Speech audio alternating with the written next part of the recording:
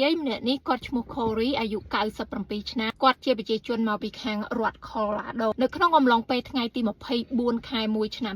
2025គាត់នេះត្រូវបានក្រុមគ្រួសារនិយាយថាបានបាត់ខ្លួនពីថ្ងៃក្រោយមកគេក៏បានរកខ្លួនប្រាណរបស់គាត់ឃើញគឺកេងស្ដោកស្ដង្កកតែម្ដងបងប្អូនចា៎គឺដោយសារតែអាកាសធាតុនៅក្នុងពេលខែ1ហ្នឹងនៅខាងរដ្ឋ Colorado ខ្យល់ក៏ខ្លាំងតកកធ្លាក់ក៏ច្រើននិយាយទៅតិចមែនតើហើយថ្ងៃដែលលោកយាយ Corey បាត់ខ្លួនហ្នឹងគឺគេថាសីតុណ្ហភាពគឺវាដក8អង្សាជាងបងប្អូនគិតមើលតើត្រជាក់ប៉ុណ្ណាបន្ទាប់មកប៉ូលីសក៏បានយកសាកសពគាត់ទៅធ្វើកសោវិច័យក្រោយមកប៉ូលីសក៏បាននិយាយថាការបាត់បង់ជីវិតរបស់គាត់ហ្នឹងគឺគេគិតថាវាគឺជាករណីមានបំណងសម្លាប់ដោយកូនរបស់គាត់គឺគេនិយាយថាលោកយាយត្រូវបានគេទុកចោលនៅក្រៅផ្ទះដោយអត់មានទូរស័ព្ទដោយអត់មានគេហៅ walker គឺសម្រាប់មនុស្សចាស់ដើរតោងគឺនិយាយទៅឲ្យគាត់នៅខាងក្រៅម្នាក់ឯងដោយគ្មានជំនួយអ្វីទាំងអស់ពីកូនចៅគិតមើលមនុស្សយើងហេតុអ្វីក៏សាហាវម្លេះម្ដាយខ្លួនឯងបង្កើតហើយគាត់អាយុឡើង97ឆ្នាំបែរជាទុកគាត់ចោលនៅអើយគិតទៅពួកមីកូនចេះ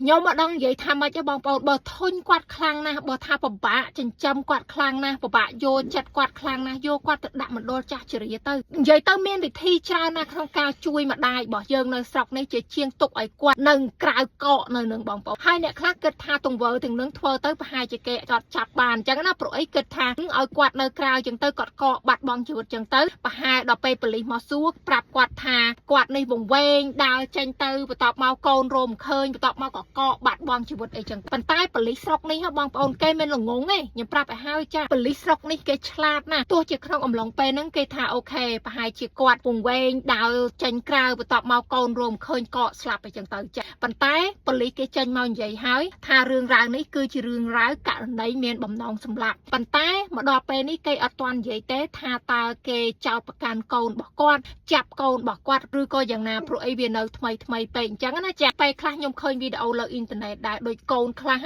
ទាត់ធាក់ម៉ែឲ្យយកហ្មងខ្ញុំនិយាយតាមត្រង់ខ្ញុំពេលរស់នៅជាមួយម៉ែពុកខ្ញុំពេលខ្លះខ្ញុំស្ដីឲ្យគាត់ដែរឧទាហរណ៍ថាប្រាប់គាត់ថាកុំឲ្យពិសាអំបិលច្រើនពេកតែគាត់អត់ស្ដាប់ទេប៉ុន្តែយើងធ្វើដល់ថ្នាក់ឯណាទាត់ធាក់គាត់បន្ទាប់មកទុកគាត់ចោលនៅក្រៅកន្លែងតិចខ្លាំងសុំបើថាទ្រាំទ្រមួយគាត់មិនបានទេរកកន្លែងឲ្យគាត់នៅទៅមណ្ឌលចាស់ជរាក៏មានអីក៏មាននៅអាមេរិកគឺគេទំនើបខ្លាំងណាស់មិនមែនដល់ថ្នាក់ដាច់ចិត្តទុកឲ្យម្ដាយបង្កើតខ្លួនឯងដែលខំចិញ្ចឹមឲ្យខ្លួនឯងរស់រានមានជីវិតមានកូនមានចៅមានផ្ទះនៅកកស្លាប់នៅក្រៅផ្ទះបងប្អូនគិតមើលខ្ញុំសុំខ្លាចមនុស្សចាខ្ញុំសុំខ្លាចមនុស្សខ្លះបេះដូងគឺថាអើយមិនដឹងសាងពីអីទេប៉ុន្តែអ្នកខ្លះទៀតដោយគិតថាខ្លួនឯងនេះឆ្លាតជាងច្បាប់គេគិតថាអូធ្វើអញ្ចឹងទៅវាគ្មានអាណាគេចាប់អារម្មណ៍ទេម៉ែចាស់ហើយ97ឆ្នាំគ្រាន់តែប្រាប់គេថាគាត់វែងហើយប៉ុន្តែដឹងស្រាប់ឲ្យអ្នកលើកអ៊ីនធឺណិតគេប្រតិកម្មមែនតើវាថាដាក់គុកវាទៅអ្នកខ្លះនិយាយថាបើមិនកើតទេយកវាទៅដាក់នៅក្រៅកន្លែងទៅកកដូចគ្នាឲ្យវានៅវេទនាកកដូចគ្នាអត់មានលេខទូរស័ព្ទអត់មានអីដូចគ្នាជមើមើលតើវាមានប្រតិកម្មយ៉ាងម៉េចចាឲ្យវាស្គាល់រសជាតិមនុស្សខ្លះតន់តែធ្វើឲ្យស្គាល់រសជាតិខ្លះទៅដឹងថាអ្នកដែលរងគ្រោះហ្នឹងឈឺចាប់ប៉ុណ្ណាខ្នាញ់មែនតើភូមិប្រកាសអត់ប្រកាសអស់នេះ